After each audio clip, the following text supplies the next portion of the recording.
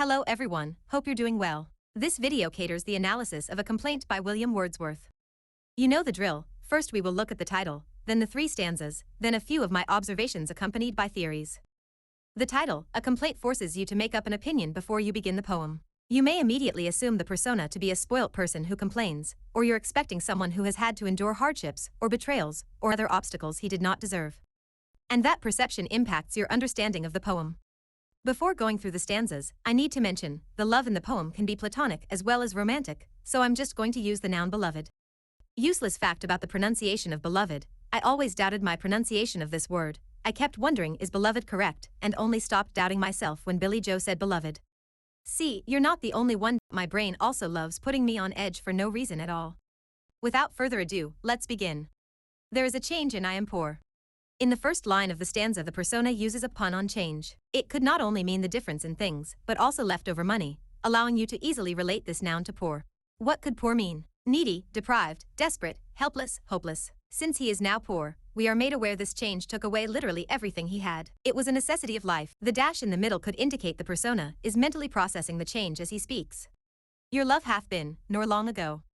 He breaks the momentum of the thought through nor long ago, perhaps emphasizing upon the suddenness of this change. Through this line you can see it was love that made him rich. My question is, how can love suddenly disappear? It's not like the beloved died or anything. As far as I know, love can't just disappear. It takes a while to stop loving someone. This leads me to the conclusion the persona is talking about materialistic embodiments of love. A fountain at my fond heart's door.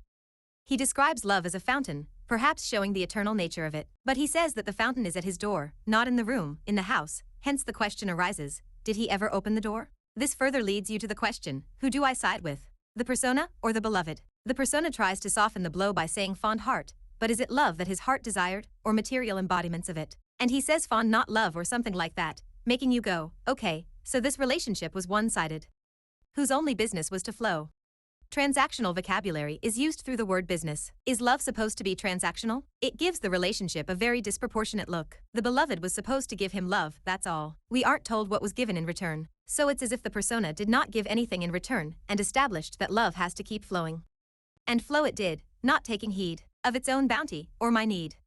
Can we also take a look at the word flow? It seems to complement the disproportionate nature of the relationship. It seems, regardless of whatever happened and who is the guilty party, the persona shifts the blame onto the beloved, saying the beloved kept giving and giving regardless of his need, making him take her love for granted. It became part of the background, and now that it is not there, he can't seem to live without it. What a prick. Not gonna lie, this poem reminds me of Song by Lady Mary Roth, with the opposite point of view. Another thing, bounty is usually associated with blessings, while over here it is associated with the beloved's love. You need to question, is he using this word to cajole the beloved into once more adopting the prior role, or does he really mean it? Just wanted to take a moment to say, if you're finding this video helpful, do consider leaving a like to help it spread to more people. Moving on. What happy moments did I count? What happy moments? The time he was being showered with love? Is he saying he lost count, or did he never start counting to begin with? It's not very obvious, or perhaps that's just me. I can't say. Blessed was I then all bliss above. This is the perfect example of realization after loss. He once more brings a religious aspect to things, showing the irreplaceable nature of this fountain that unexpectedly stopped flowing. The exclamation marks may emphasize upon this realization. Now for that consecrated fount of murmuring, sparkling, living love. Through the noun phrase consecrated fount, it seems like the persona equates the fountain to a church, where he seeks redemption, and is blessed with a spiritual experience. He uses the adjectives murmuring, sparkling, living to describe love. Let's break down these adjectives.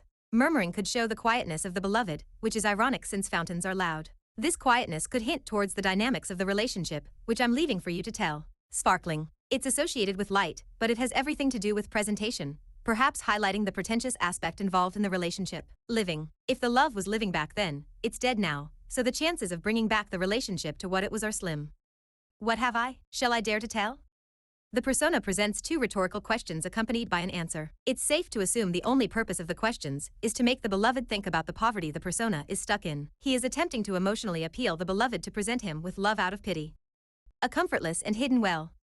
The comfortless aspect of the fountain could show the persona has to work for once to get the love out of the well. The hidden aspect of it could make it resemble a treasure hunt, as if the persona has to find the map to the beloved's heart by proving himself worthy, or some other romantic shenanigan. A well of love, it may be deep. You see the mood of the poem change in the third stanza from a sense of complaining to hopefulness. A well could show the potential of love, that success attained through patience and consistency is safer and more fruitful. The pauses could show the persona is slowly understanding how to get back the love he used to have, but it could also show doubts and insecurities from the persona's side. I trust it is, and never dry.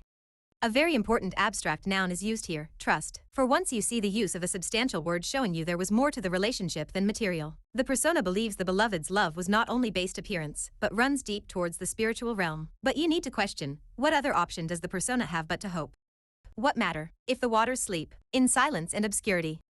Okay, so the love isn't dead, as we had assumed earlier, it's asleep. I mentioned the mood changes to hopeful, but with what matter, it has turned hopeless. At this point it may be deduced the persona realizes he only has himself to blame. Returning to the phrase waters sleep, why do you sleep? To wake up refreshed, to strengthen yourself for the day to come. So the hope for a stronger bond is there, and perhaps the beloved has given sign that makes the persona think in this manner.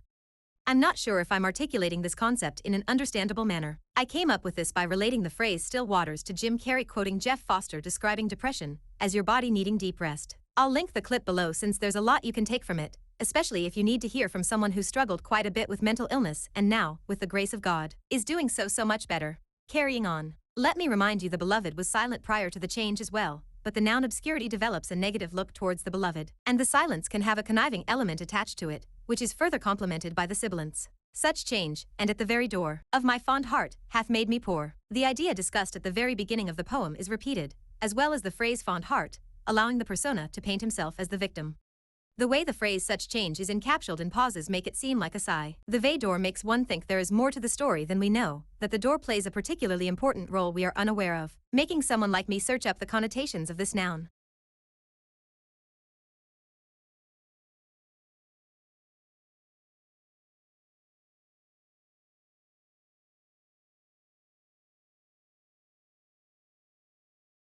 So perhaps the persona isn't as horrible as we think he is? Perhaps it was the falsity in his previous relationships that developed insecurities, leading to his struggle with opening the door and giving the beloved a chance. So you could say he is poor because he finally gained the ability to open the door, and now he has lost the confidence the beloved helped him gain.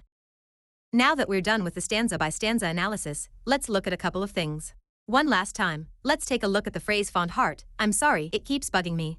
My question is this a phrase you would use when you're trying to bring back someone you love? I don't think so. Which makes me wonder, did the persona ever love the beloved? At this point he should be grieving or attempting to prove his worth through affection and proof of his love, yet he sits and states he is poor.